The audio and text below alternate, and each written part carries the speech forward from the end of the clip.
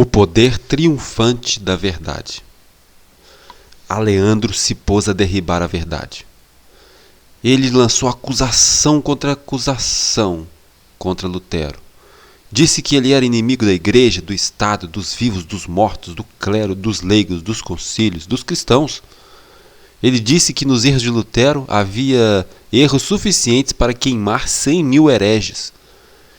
Esses são os argumentos usados para atacar os defensores da verdade.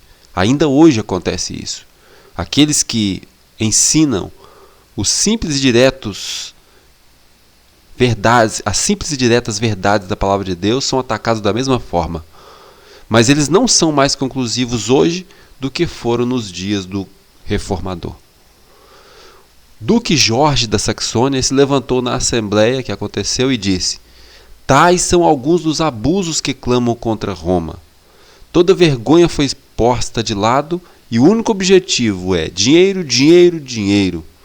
Martim Lutero não estava presente naquela assembleia, mas a voz de alguém maior que Lutero fora ouvida naquela assembleia. Quando então Lutero foi convocado a comparecer, ele declarou: os sectários do Papa, eles não desejam minha ida a Worms, mas eles querem me matar e me condenar. Não importa, não orem por mim, orem pela palavra de Deus. Essa será a minha abjuração. Anteriormente eu dizia que o Papa é o vigário de Cristo. Hoje assevero ser ele adversário de nosso Senhor e apóstolo do diabo.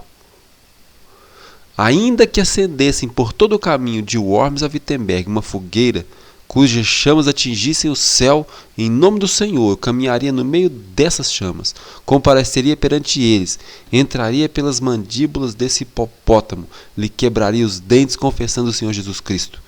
Mesmo que houvesse tantos demônios em Worms como as telhas nos telhados, eu ali entraria.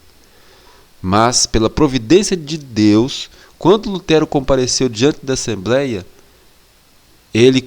Deus fez ele ver o perigo, compreender o perigo, para não confiar em sua própria força. Ele não chegou lá arrojando-se presunçosamente ao perigo. Ele sentia, sim, sua insuficiência para enfrentar aquela crise. Ao ser introduzido pela segunda vez à presença daquela dieta, o seu rosto não apresentava traços de receio ou embaraço. Ele estava calmo, cheio de paz, ainda que muito valoroso e nobre. Ele manteve-se como testemunha de Deus entre os grandes da terra. Ele disse: pela misericórdia de Deus, conjuro-vos, sereníssimo imperador e vós, ilustríssimos príncipes, todos os homens de toda categoria, a provar pelos escritos dos profetas e apóstolos que eu errei. Logo que eu estiver convicto disso, vou retratar todo o erro e serei o primeiro a lançar mão dos meus livros e atirá-los ao fogo. Por autorização do imperador, que havia garantido salvo-conduto, Lutero então foi ordenado a voltar para casa. Mas ele sabia que esse aviso seria imediatamente seguido de sua condenação. O imperador garantiu que ele voltasse, mas eles queriam sim matá-lo. Deus dera então sabedoria a Frederico da Saxônia para fazer um plano para preservar o reformador.